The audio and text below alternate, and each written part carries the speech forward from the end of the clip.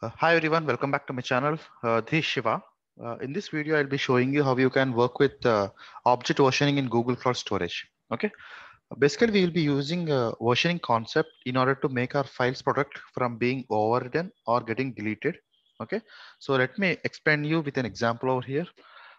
Let's assume there is a bucket by name um, GCP bucket one.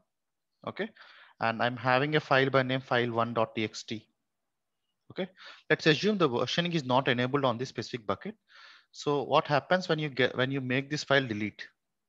Obviously this file gets deleted, and once you delete a specific object inside your bucket, there is no way you can recycle it. I mean, you can get it back.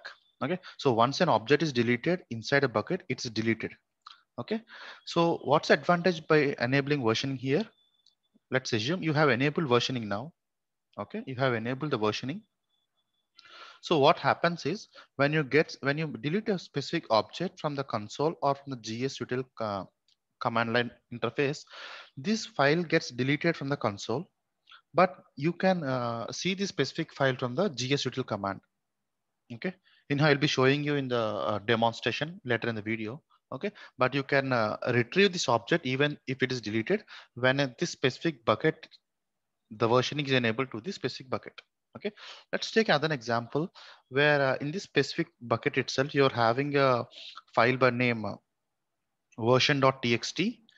Okay, and you have written a text by name version 1, and someone has overridden this text to version 2, but in the console you'll be having only a version.txt where it points to the latest version. So using versioning, you can retrieve this previous object as well using the gsutil command.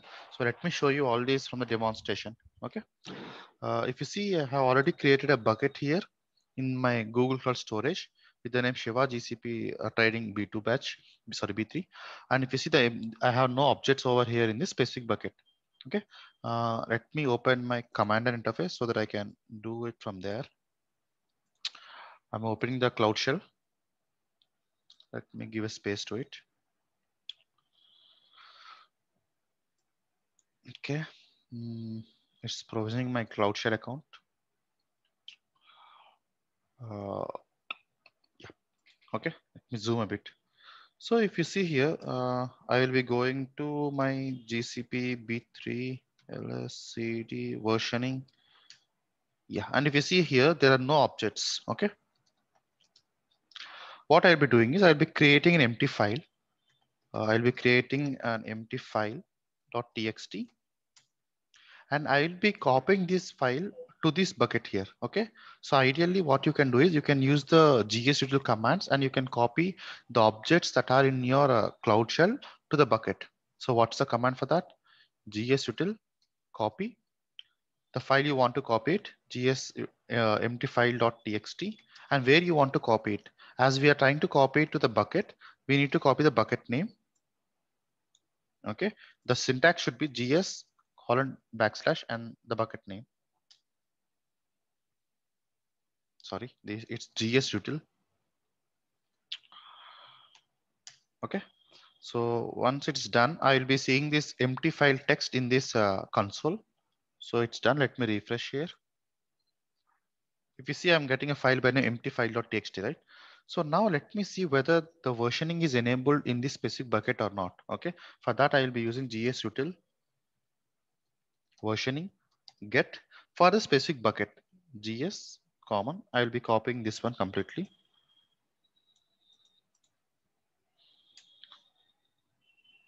If you see, the versioning suspended for this bucket, so let me enable that. For that, you can do gsutil versioning on.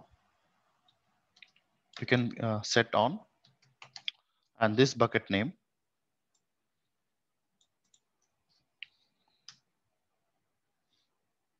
Come on. Sorry guys, it's getting a typos here. gsutil. Okay, so now let's see. I'm clearing my screen. I'm deleting this object from the console. If you see here, I'm deleting this. If I refresh this the bucket in the console, I can't see any objects in my bucket, right? So how can I see the, I want to retrieve this deleted object. So how can I do that? If you see gs util ls, the bucket name gives me the object inside this bucket. But as of now, there are no objects here also. It will be reflecting here itself. But if I want to go in detail listing about this specific bucket, I can do a hyphen here tag, which gives me the all the hidden files as well. If you see here, there is a number, right? This is called a generation number. This gets generated for every object you create when the versioning is enabled to a specific bucket, right? So this was the generation number. So I want to make this appear in my console. So how can I do that? You can directly copy this gsutil copy. You should be giving this complete URL here, and where you want to copy this. I want to copy it here itself with the name emptyfile.txt. So now what happens?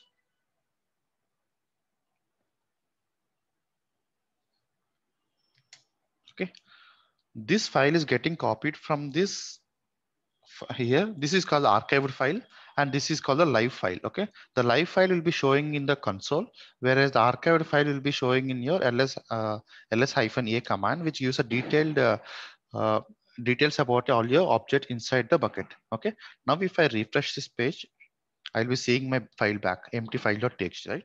So let's take another example. I'll be creating a file by name version.txt, and I'll be creating some text called as version1, and I'll be saving it. Now I will copy this specific file to this bucket. Okay. So how should I copy? gsutil copy version.txt to this bucket. What is the bucket name? You need to copy the complete bucket name. Okay. Version.txt is there. Let me refresh here. I got the version.txt. And if I want to see the content inside it, I can go from here.